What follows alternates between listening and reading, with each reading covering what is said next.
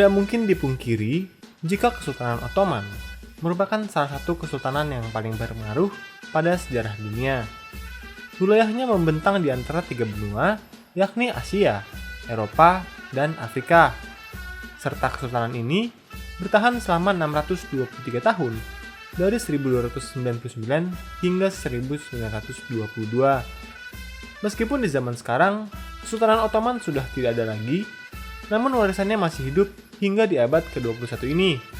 Selain meninggalkan banyak peninggalan berupa objek seperti makanan, musik, dan fashion, Kesultanan Ottoman juga banyak meninggalkan ide-ide lainnya seperti taktik militer dan budaya toleransi.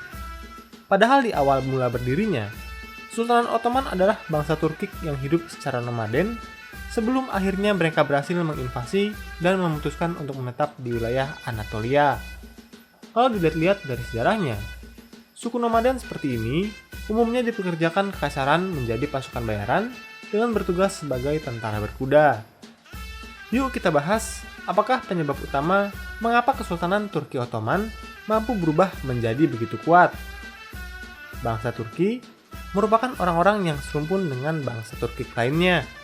Tanah air mereka berada di Asia Tengah yang dipercaya merupakan daerah pegunungan Altai di Mongolia bagian barat. Bahasa orang Turkik hingga sekarang merupakan bagian dari bahasa Altaik. Dan kini, selain di Turki, orang Turkik juga mendiami wilayah di Asia Tengah seperti Uzbekistan, Kazakhstan, Turkmenistan, dan sebagainya. Mereka memutuskan untuk memeluk agama Islam seiring dengan adanya kontak dengan pedagang di era Jalur Sutra. Selain itu, ada juga peristiwa lain seperti penaklukan Muslim di Transoksiana. Meskipun mayoritas beragama Muslim, namun ada juga orang Turkik yang beragama lain, seperti Kristen, Buddha, hingga agama tradisional nomaden lainnya. Pada abad 10, sebagian dari orang-orang Turkik mulai hidup nomaden sambil pergi ke barat. Peristiwa ini disebut sebagai migrasi Turkik. Mereka pergi ke arah barat, melewati daerah-daerah yang saat ini menjadi bagian dari negara seperti Armenia, Rusia, dan Ukraina. Salah satu bukti dari migrasi ini adanya orang-orang Turkik di Eropa Timur seperti orang Tartar di Crimea.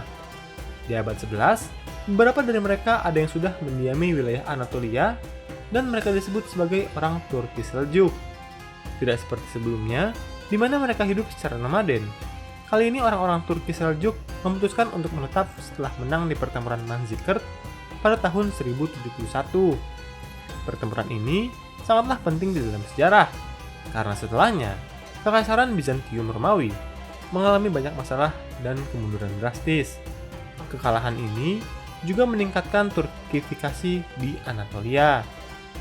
Meskipun berhasil memenangkan pertempuran, Kekaisaran Bizantin kini melihat mereka sebagai ancaman serius dan meresponnya. Kaisar Alexios I Komnenos sampai meminta bantuan dari Eropa yang secara tidak langsung memulai Perang Salib. Dari sudut pandang Bizantin, Perang Salib ini sebenarnya lebih bertujuan untuk menguasai kembali wilayah-wilayah kekaisaran yang sebelumnya dikuasai oleh Turki, bukannya untuk merebut kota Yerusalem. 3 generasi Komnenos yang berkuasa dari tahun 1081 hingga 1180 dapat dikatakan sebagai masa terburuk bagi Turki, karena berbagai restorasi yang mereka lakukan berhasil memperkuat Kekaisaran Bizantin yang sebelumnya sudah berada di ambang kehancuran. Setelah kematian Manuel, kekaisaran ini kembali mengalami kemunduran akibat perang saudara. Orang Turki Seljuk pada akhirnya membangun Kesultanan Rum sebelum pada akhirnya runtuh karena diserang oleh Mongol pada pertengahan abad ke-13. Tanpa adanya pemerintahan, kini para Turki Seljuk hidup dengan komunitas kecil-kecilan di masing-masing tempat. Ertugrul, salah satu dari pemimpin komunitas ini, mendapatkan tempat di Sogut. Mereka mencoba sebisa mungkin untuk bertahan terutama dari serangan Kekaisaran Bizantin yang melihat bangsa Turki sebagai ancaman. Sepeninggal Ertugrul, anaknya yang bernama Osman berhasil menggantikannya. Di masa inilah, Kesultanan Ottoman mulai ada secara de facto, meskipun secara de jure, Ottoman disebut sebagai Beylik. Osman mengumumkan berdirinya Ottoman Beylik dengan Osman pertama sebagai pemimpinnya di tahun 1299. Secara universal, tahun 1299 diterima sebagai tanggal berdirinya Kesultanan Ottoman. Meskipun saat itu, status dan kekuasaannya masih tidak lebih dari beylik. Osman adalah pemimpin yang hebat, dan bahkan dia memperoleh banyak kepercayaan dari orang Turki lainnya. Setelah mengalahkan Bizantin pada pertempuran Bapheus, ia juga berhasil mengamankan banyak daerah Bizantin seperti kota Yenisehir. Namun, kemenangan terpenting dalam hidupnya adalah kemenangan di Bursa, sebuah pengepungan yang berlangsung selama kurang lebih 9 tahun, di mana Osman berhasil mengamankan kota tersebut. Meskipun dia hanya memimpin selama 6 hingga 7 tahun, anaknya yang bernama Orhan menggantikan kepemimpinannya dan menjadikan Bursa sebagai ibu kota Ottoman. Meskipun kesultanan ini semakin lama semakin berkembang, namun mereka berhasil menjaga kestabilan politik walaupun memiliki penduduk yang beraneka ragam. Kesultanan Ottoman adalah kesultanan Muslim yang memiliki penduduk minoritas seperti Kristen dan Yahudi. Untuk menjaga keamanan dan stabilitas, mereka membuat sebuah sistem yang bernama Millet. Di sistem ini, orang-orang yang beragama mayoritas diberikan otonomi untuk hal-hal yang bersifat pribadi. Mereka tidak dipaksa untuk masuk ke dalam Muslim, namun mereka tetap harus tunduk dan menjadi warga Ottoman yang patuh terhadap pemerintah. Bagi Kesultanan Ottoman, kaum minoritas seperti Kristen dan Yahudi merupakan kaum dhimmi. Mereka hanya perlu membayar pajak khusus yang disebut sebagai jizya. Bertentangan dengan banyak pandangan modern saat ini, kebijakan ini dapat dikatakan sebagai yang paling toleran dibandingkan negara atau kerajaan-kerajaan lainnya pada saat itu, di mana hukuman bagi yang berbeda kepercayaan biasanya berupa diskriminasi, diusir dari tempat tinggalnya, atau bahkan dibunuh. Sultan yang kompeten, kestabilan politik, dan kebijakan toleransi yang secara relatif lebih baik menjadi kunci kesuksesan bagi ekspansi Ottoman. Bayangkan, jika mereka dipimpin oleh sultan yang tidak kompeten, pemberontakan pasti terjadi di mana-mana, dan Turki pastinya akan sangat sibuk untuk mengurusi pemberontakan dibandingkan melakukan ekspansi. Pemerintahan juga bisa menjadi kacau apabila sultan yang memerintah ternyata tidak kompeten. Kunci lainnya yang tidak kalah penting adalah bubuk mesiu. Kesultanan Ottoman merupakan salah satu dari 3 Gunpowder Empire bersama Kekaisaran Mughal dan Safavid. Teknologi ini tentunya memberikan keunggulan bagi Ottoman dibandingkan musuh-musuhnya, karena kini mereka dapat berperang dengan menggunakan senjata api dan meriam. Jenis senjata api yang pertama kali diperkirakan digunakan oleh Ottoman adalah jenis artileri. Namun para ilmuwan masih mencari pasti kapan dan senjata tersebut digunakan pertama kali. Banyak sumber yang percaya teknologi ini digunakan pada akhir abad ke-14 hingga pertengahan abad ke-15. Meski nampaknya Kesultanan Ottoman berekspansi dengan cepat, namun kita harus paham bahwa musuh Kesultanan Ottoman bukanlah negara yang lemah. Contoh lawannya adalah Serbia, Hungaria, dan dinasti Habsburg. Kesultanan Ottoman memerlukan waktu kurang lebih 100 tahun untuk mengalahkan Serbia sebelum ditaklukkan oleh Mehmed II pada tahun 1459. Mehmed II adalah sultan yang unik. Karena umurnya masih 21 tahun, ia berhasil menaklukkan Konstantinopel pada 1453 yang mengakhiri Kekaisaran Bizantin. Selain itu, Mehmed II dikenal karena ia menerima siapapun yang mau bekerja untuknya, asalkan orang tersebut adalah orang yang kompeten.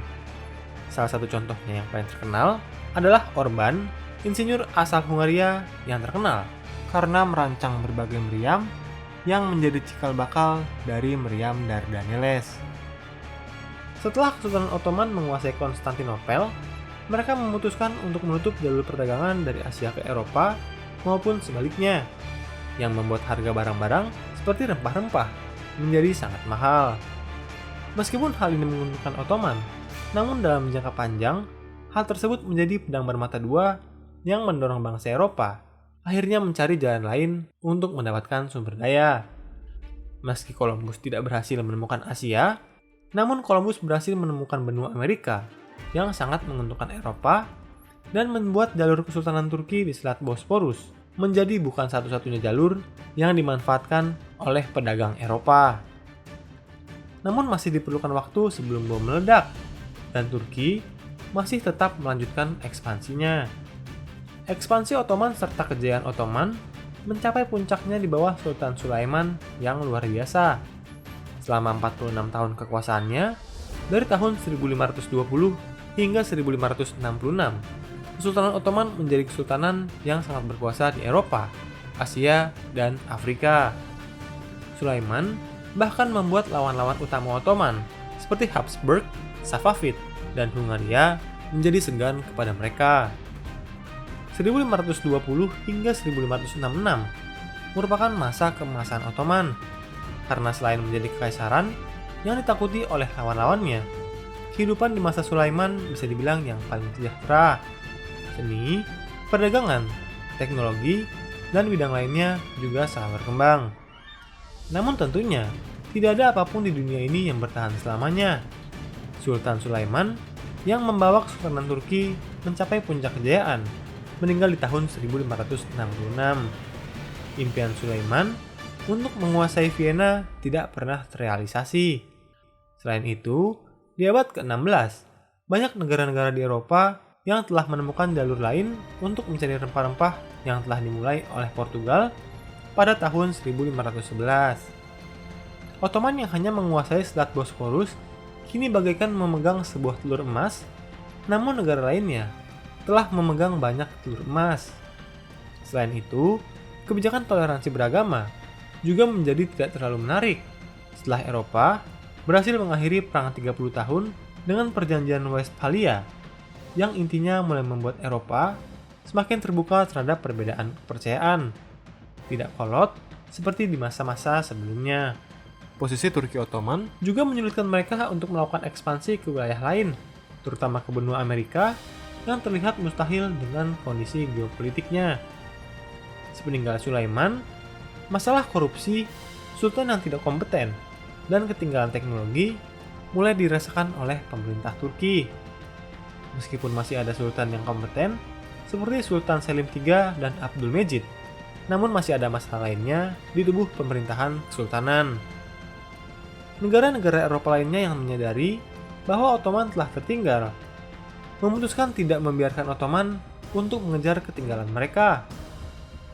Sultan Ottoman akan runtuh selama-lamanya di tahun 1922 dan digantikan dengan Republik Turki. Menurutmu, apakah pelajaran berharga yang dapat kita ambil dari kisah kebangkitan dan keruntuhan Turki? Yuk berikan pendapatmu di kolom komentar. Hai, terima kasih sudah menonton dan belajar sejarah bersama Inspek History. Jangan ragu untuk berikan komentar, like, dan bagikan bila kamu merasa konten ini bermanfaat.